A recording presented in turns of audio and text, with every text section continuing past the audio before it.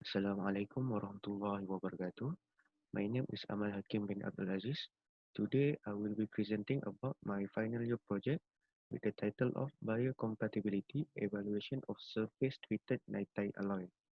My project was supervised by Dr. Hafizah Hanim and Muhammad Zaki. Nitride alloy is widely being used in the biomedical application. It is the alternative material apart from the conventional material such as the stainless steel. It is being used due to its special characteristic, which is the shape memory effect and the super elasticity. In order for the material to be able to be used inside human body, it should have the characteristic of biocompatibility in order to avoid it from being toxic and bring harms to human body. Uh, for shape memory effect, it means the ability for the material to return to its original shape when being heated. When the material is being cooled, the crystal structure of the material is in twin martensite, which is easily can be deformed. When load is being applied, the structure will change into deformed martensite, and when being heated, the structure will change to its original structure, which is the austenite. This is when the shape of the alloy will be recovered. This phenomena is called as thermoelastic multensitic transformation. Different with pseudo-elasticity, this phenomena is happen because of stress. It is the capability of recovering the original shape after large deformation induced by mechanical load, but irreversible transformation can be established after excessive stress. Why NATI is being used in biomedical field? As I mentioned before, it is due to its unique characteristic, which is the shape memory effect and the pseudo-elasticity.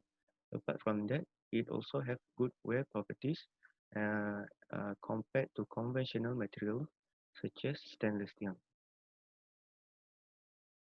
Uh, Even nitinol is widely being used in the biomedical field.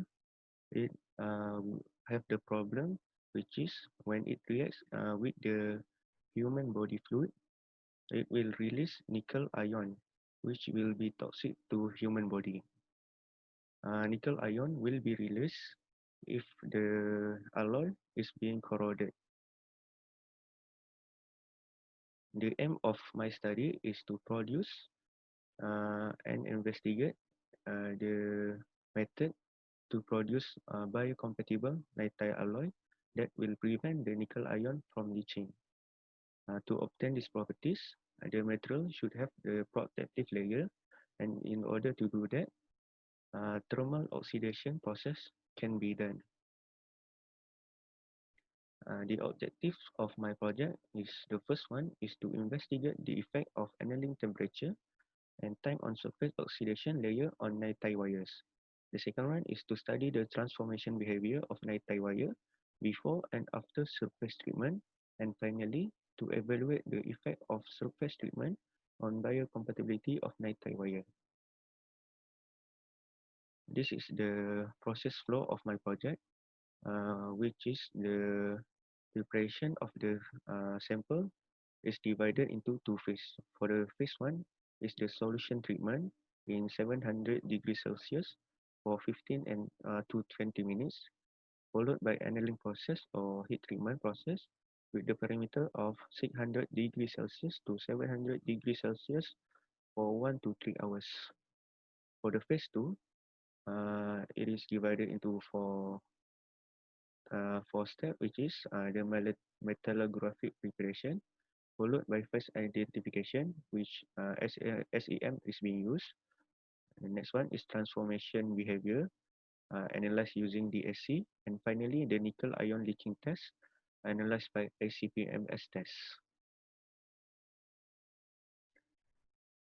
For the annealing process, the parameter that will be chosen is the 600 degrees Celsius to 750 degrees Celsius for 1 and 3 hours.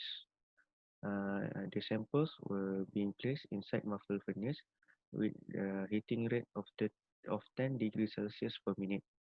Based on previous study, if the sample is being heated below 500 degrees Celsius, nickel will present in the form of nickel oxide. But the problem can be avoided by heating the sample above 600 degrees Celsius, where it is believed that nickel oxide was released at that temperature. Based on the mentioned reasons, this parameter were being chosen. Next, for the nickel ion leaching parameters, the parameters that were being chosen is 1 day, 5 day, and 15 days. This is because there are no specific duration to do the immersion. The immersion of the sample is being done inside the PBS phosphate buffered saline with a pH of 7.1 in order to mimic the fluid inside human body. The sample of 700 degrees Celsius for 1 day is being chosen because it is believed that this sample is the optimal sample compared to other sample that was being annealed. Next, we jump into the results from the study. The first result is the solution treatment process, which is performed in order to dissolve any precipitates present in the material and transform the material into a single phase structure. From this slide, it can be observed that uh, there are thin layer of oxide layer in the average value of 8 micrometer in thickness. Next is the effect of annealing temperature and annealing time on the night-tie wire. It can be seen that the increment of thickness of oxide layer of sample treated at 1 hour is not uniform. Night-tie wire that has been annealed at 600 degrees Celsius have the thickness of 22 micrometer, and when the temperature is increased to 650 degrees Celsius, the thickness drop to 17 micrometer. Next, when the sample is annealed in the temperature of 700 degrees Celsius, the thickness once again increased to 26 micrometer and drop to 19 micrometer when the temperature is 750 degrees Celsius.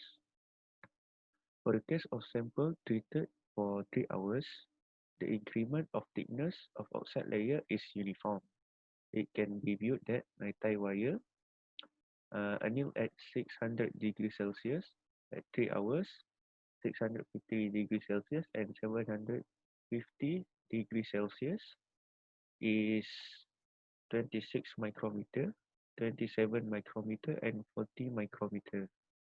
Generally, the thickness of oxide layer is found to increase as the annealing time increases, even when the temperature is different.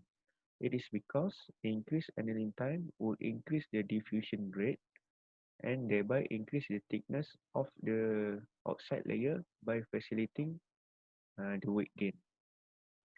The next slide is showing the graph of thickness versus annealing temperature and the thickness versus annealing time. It is found that the uniformity of the oxide layer increase when the annealing time increases, but decreases when the temperature increases. This had an effect on the oxide layer's protective capability. Thick oxide layer is more suitable as it is a stronger shield to prevent nickel from leaching when compared with thinner oxide layer. Nonetheless, it is known that if oxide layer is too thick or not uniform, the change in enthalpy will decrease the night-tie wire shape memory effect. The following slides is showing the SAM results for each samples for each parameters.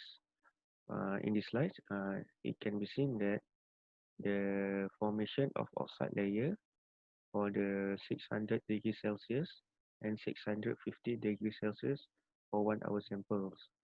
The next one is for the 700 degrees Celsius and 750 degrees Celsius. This slide showing the sample that has been annealed for 3 hours for 600 degrees Celsius and 650 degrees Celsius. And finally, the sample that was annealed at 750 degrees Celsius for 3 hours. From all the images, it can be seen that a dark ring is present around the wire, which is probably the TiO2 layer that acts as a protective layer that forms after the sample has been go through the annealing process. This slide shows the DSC results of sample annealed at 600 degrees Celsius for 1 hour, and the next one is for samples annealed at 700 degrees Celsius for 1 hour. From the curves, it can be seen that samples annealed at 600 degrees Celsius have higher heating DSC curve, while the samples annealed at 700 degrees Celsius have higher cooling curve. The peak magnitude indicates whether the sample has been completely transformed from martensite to austenite. A peak of greater magnitude indicates that the wire is fully transformed. It is also found that the peaks tend to expand to the left as the temperature of annealing and the heating time increases, which implies higher nickel volume. With the value of 7.59 joule per gram on the enthalpy change, sample annealed at 700 degrees Celsius have much higher enthalpy during cooling when compared to the sample of 600 degrees Celsius with only 1.73 joule per gram in the enthalpy change. The enthalpy change during heating for both samples doesn't have significant difference as much as during cooling, with the sample of 600 degrees Celsius have the enthalpy change of 1.93, while for the samples annealed at 700 degrees Celsius have the heating enthalpy change of 1.72 joule per gram.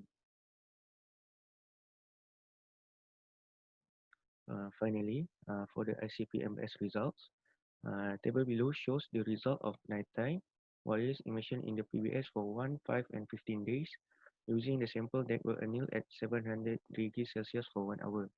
It can be seen that the value of nickel ion present after emission of 1 day is 13.44 ppb, which is per part per billion, before dropping to 8.42 and finally increasing to 84.03 ppb. There are possibilities that the nickel ion release is higher for 1 day sample because the oxide layer might crack under mechanical stress and strain and might expose the metal subsurface to accelerate corrosion. The variation in thermal expansion coefficient between the different layers have also led to the creation of microcracks during the cooling phase of heat treatment process. Uh, these values are below the value that was being studied previously on rats, which is 75 ppm. Thus, it is reasonably biocompatible. As a conclusion, sample annealed at 700 degrees Celsius for 1 hour is the optimum sample because it has decent thickness and uniformity, good transformation behavior, and reasonable nickel ion leaching after the immersion. Thank you.